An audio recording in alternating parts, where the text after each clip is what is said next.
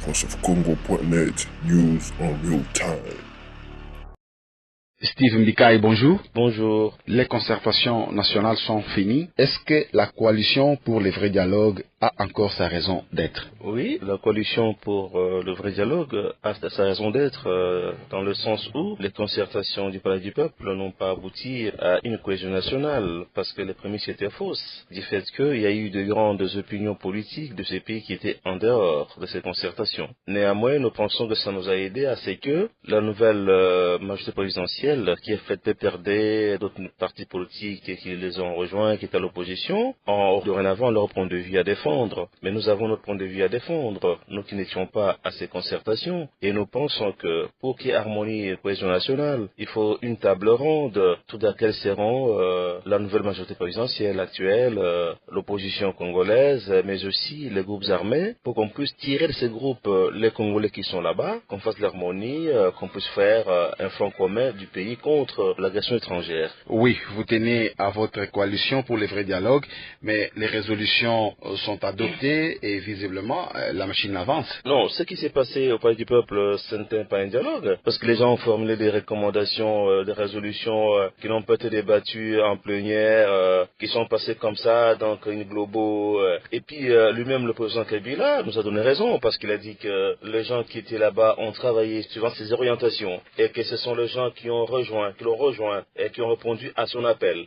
Je ne pense pas qu'on puisse aller à un dialogue où nous sommes en divergence fondamentale et que nous puissions travailler sous la coupe de l'une de parties et que lui-même qui ait les problèmes nous donne les directives à suivre. Voilà pourquoi il s'est réjoui que ça fait le temps voulu. C'est parce que il y avait un seul son de cloche, il n'y a pas eu l'opposition en face du pouvoir. Donc tout est à refaire. Même si vous n'avez pas participé à ces concertations, mais quand même les résolutions sont bonnes. Non, des résolutions, tout ça c'est déjà entendu, tout ce qu'ils ont fait là-bas c'est déjà entendu, c'est dans tout le domaine. Ce qui compte ici, il y a un seul problème fondamental. Eh ben, il faut interroger l'histoire. Pourquoi dans ces pays, on ne peut pas avoir des anciens présidents qui jouent le rôle international comme Abdou Diouf, comme Mandela, comme c'était avec Senghor, Chissano, et qui peuvent continuer, n'est-ce pas, à vivre dans ces pays, dans tout ce qui est étude, en faisant une remise et reprise avec un président élu.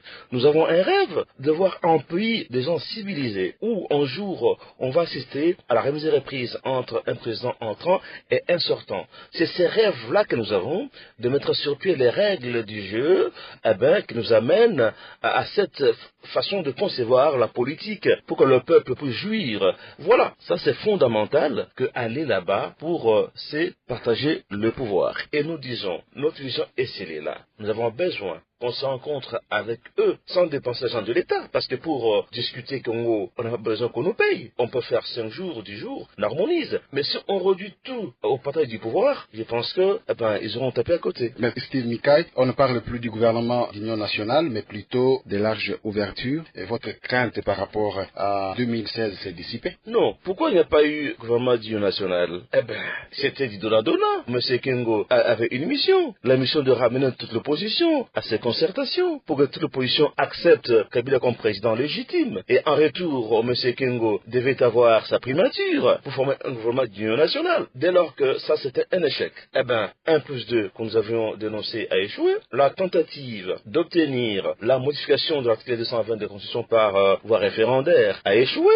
Dans ces conditions, comment est-ce que M. Kengo devait avoir son gouvernement d'union nationale? Et voilà pourquoi, pour contenter les nouveaux venus de la majorité présidentielle, ils vont faire l'ouverture à cela. Donc vous n'êtes pas rassuré par les « je vous ai entendu » et compris de Joseph Kabila? Non, il a entendu ses acolytes. On n'a pas besoin d'être entendu par lui. On a besoin de lui parler et il nous parle. Et déboucher sur un consensus pour dissiper des divergences. Et après, pour ne pas tuer le Congo, on dit écoutez, on va jeter l'éponge et on avance ensemble. Oui, Steve Mbikaï, une dernière question. Qu'est-ce qu'il faut pour éviter au peuple congolais les ronds-points politiques, les reculons, trouver des solutions définitives pour résoudre la crise?